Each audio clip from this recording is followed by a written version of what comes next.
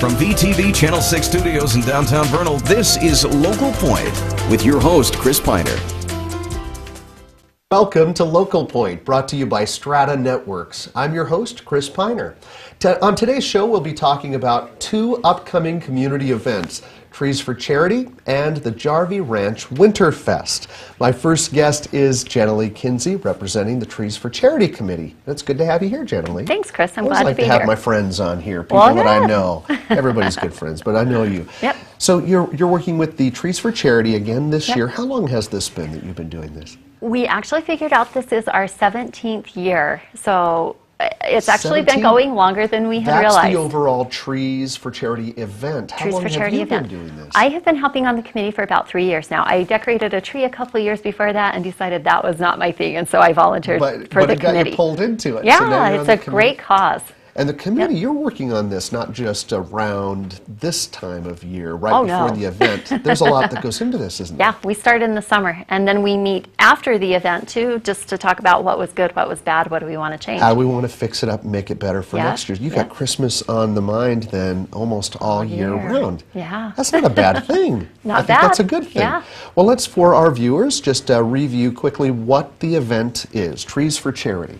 Okay, so what we do is we let people enter decorated Christmas trees. Our goal is to raise money for charity.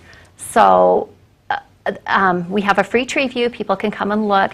This year we are going to have buckets around with every tree that you can donate money to. So it makes it easy for people to donate a few dollars, a couple $100s without buying the actual tree. Oh, good. Yeah. Yeah, well, many of the trees go for a lot. Yeah, they can range anywhere from 500 to 10,000 plus. Some of them auction. So that could be intimidating for someone to say, well, I can't do that. But with the bucket there, $5, $10. Right. And now is this still? At one point, you had a tree topper.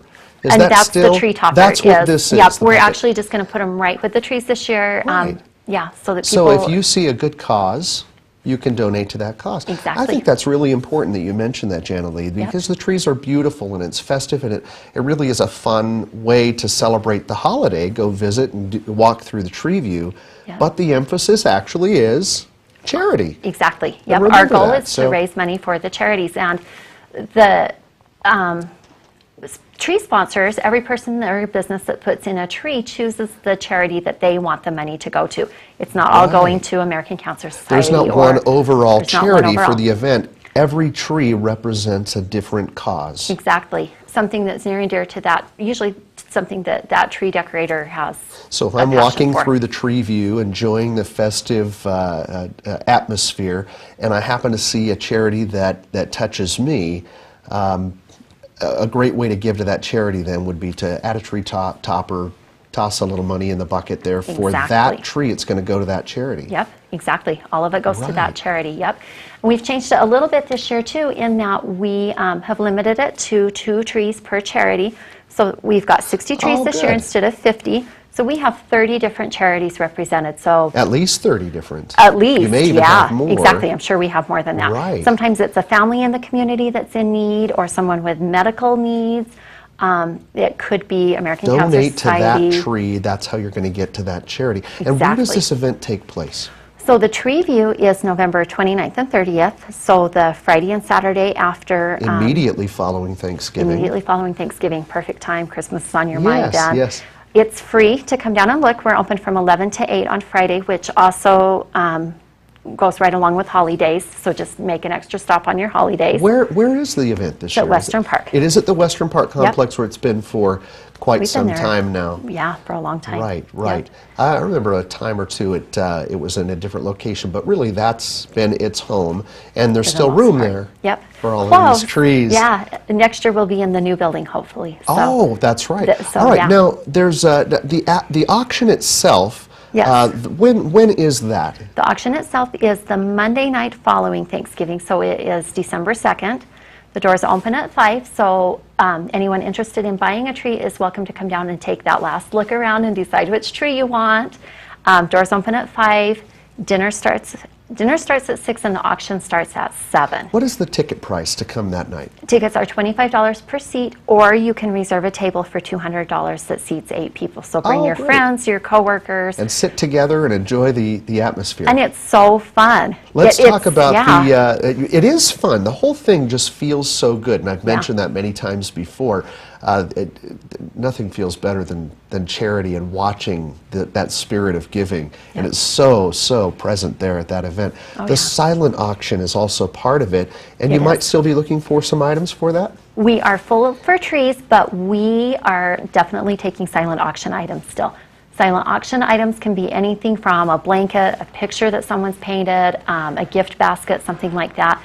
And we take bids on them. Donate it there for the cause. And do you also designate a charity for those? You do. You do? And then how would someone get that to you should they have something? They sign up at the chamber office, and then the silent auction items are actually, the bidding's closing on Saturday at 3 this year instead of at the gala. So just be aware of that. If you want to buy a silent auction item, make sure you're there on Saturday. Oh, now that's the same way. So you'll sign on a... Sign it, put your name. You don't have to be there to be awarded the bid, but you need to make sure your bids are in by 3. Put a good high bid by Saturday. 3 o'clock. It's always great to talk about Trees for Charity. Janalee, I'm glad you're still doing this and you're involved in such a great event. One more time, let's toss out the dates. Okay, November 29th and 30th for the tree view, 11 to 8 on Friday and 11 to 6 on Saturday. The silent auction items are closing at 3 on Saturday. The gala opens at 5 on Monday night, December 2nd. The auction starts at 6. No, dinner starts at 6 and auction starts at 7. It's always fun, and it's very similar to many years past, but what a great event. Thanks for coming, Janalee. Yeah, thank you. I appreciate that. We'll be right back after this message from our sponsor, Strata Networks. Strata Networks is proud to bring the first true 4G LTE network to the Uinta Basin. 4G LTE is the most powerful mobile broadband available anywhere in the world. With speeds up to 10 times faster than 3G, you can stay connected like never before. Video chat without delay, stream HD TV or movies in an instant, and download or upload in seconds. For details, visit us in Roosevelt or Vernal or call 622-5007. More speed, more power. 4G LTE, only from Strata Networks.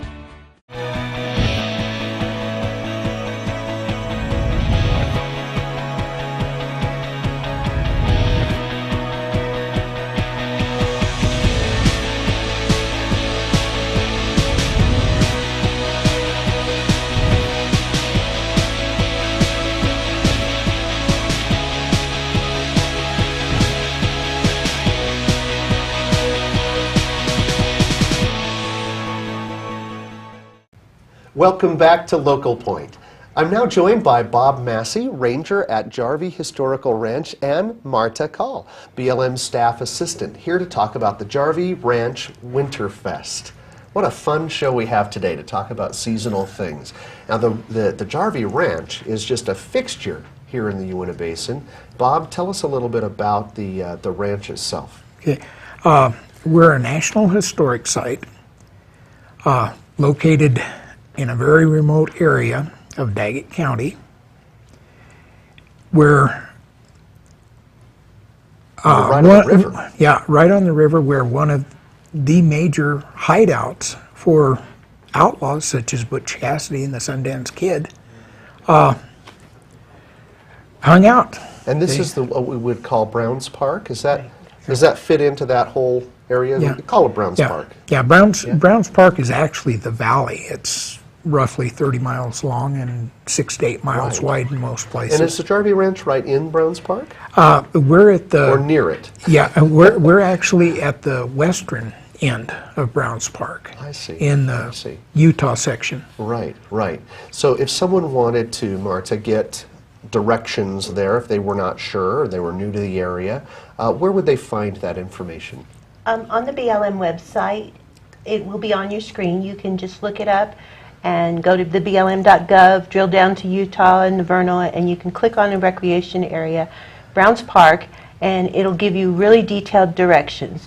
Be careful of the road conditions. Some of them are unpaved. Also, you can't take anything like a huge RV up there. The roads are pretty slick and they are unpaved, and some places are pretty narrow. That's great. So you'll also be able to get information on this website about the Winterfest? Yes. As well. Well, let's talk a little bit about the Winterfest. It's a beautiful place, we know that. And if you don't know, then you definitely need to get up there, and then you'll see.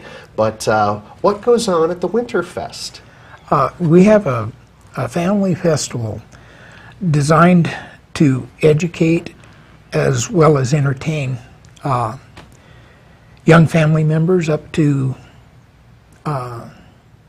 any age. Any age. It's an opportunity really to bring people up to the Jarvie Ranch. Yeah. And when is the actual Winterfest? Does it take place over a period of days, or is it on one particular day? It has always been on the first Saturday of November this year, which will be the 7th. December 7th. Or December 7th. December 7th. December 7th. Yes. Thank you, Marta. December 7th. Always the first Saturday of December, though. Right. And this will be our 11th or 12th. You've got a little practice doing this then, Yes. haven't you? So cool things are happening up there for all ages, even for children, but dress warm because it is winter conditions, and then just celebrate and enjoy the winter fest, right? Everything that's going on up there. Give me a couple of things that are happening. It's so fun. You get to do some leather making crafts. We usually have a bird feeder where you do some pine cones and peanut butter. One of the most exciting things for the littler kids, Santa Claus will be floating down the river. That's right. Now, Bob was telling me, can I mention that? Yeah. That Santa Claus, and I didn't realize this, is a fisherman. Oh, yes, and he loves the Green River. It's one of the best rivers in the country to fish for trout. This answers the question that I just was going to ask, which is why, how do you manage to get the big man here this time of the year? But that's why. He takes a little vacation, comes and visits us. Kids can have their pictures taken. He'll actually float right down on a boat and then take a moment for photos for the kids that may be there. And then we're really excited this year because it's such a historical place, and the era is perfect for like having mountain men. So Char Searle with the Hyena Mountain Man group that is primarily located here in the basin has agreed to come and be at the festival. So they'll be in traditional mountain man attire, yes. How fun. And answering questions, because there's always there's this wonderful historic element also you can learn while you're out there. Right, Bob? That's the biggest thing. It is a learning experience for all the children as well as the adults. It gives them a chance to get a little bit of the flavor of what it would have been like to live in that time period. Right. We have activities like candle dipping, for instance. It takes some time to build a candle. Right. Layer by layer by layer. Exactly. And now, do these kind of things happen year-round also? The ranch is always there. You can go up there. But the candle dipping and these things are specifically Winterfest or other special events that you may be hosting. Yeah, we do have two festivals each year, one Winterfest and then a Summerfest, which is late spring, early summer. And so you get to see it in both seasons. But there's also a bit of a Christmas feel or flavors. You mentioned Santa Claus makes a visit. Are there other festive, kind of holiday feeling things that are going on at Winterfest? They decorate the ranch. We put wreaths and things like that. We go ahead and have Christmas trees that have been cut on BLM land, and they're decorated for Christmas. Is there a little singing that goes on? Possibly. There could be. People break out in song. There might be. Well, we invite anybody who plays a musical instrument to just show up and do the mountain men join do that? in. The Hyena Mountain Men, do they get we don't involved know in if they We do. will see. We'll see, exactly. So come to the Winterfest to find out what the mountain men are going to do. And you mentioned to me prior to this interview, so there's another group that'll be here. The Backcountry Horsemen, Gordon Hershey is their president. He's a local gentleman here in the Uintah County. And they're going to be doing some horse demonstrations, loading your pack horses and things like that. So again, you get to see these beautiful animals and you get to learn a little bit. So special guests galore, and you'll be there. Marta, will you be there as well? Oh yes, I'm always there. You're always there. I love Jarvie. Right. And Bob, do you stay there? My wife and I live on site. You do? You live right there on site? And we've been there 9 years now, and we really do love it and enjoy it. And of course, there will be other things going on too, especially for the adults. We've got the blacksmith demonstrations going. Oh, great. Of course, lunch will be available from the Browns Park Homemakers Club Always good and to a bring bake people sale. out with food, right? Right. Yep. And Good. Well, one more time, December 7th. Is there cost for people when they come up? No. No cost. The only cost there is if they choose to have lunch All or right. buy something from the Gift shop? Homemakers. the Homemakers Club. Very good. And I believe that we will be able to get the bookmobile up as well from Intermountain History There is Association. a lot to do at the Winterfest. I'm glad you two came here today, and I hope that you just fill the place with all kinds of new and old visitors. We thank you for watching today's show. That's all for now. Please join us next time right here on VTV Channel 6.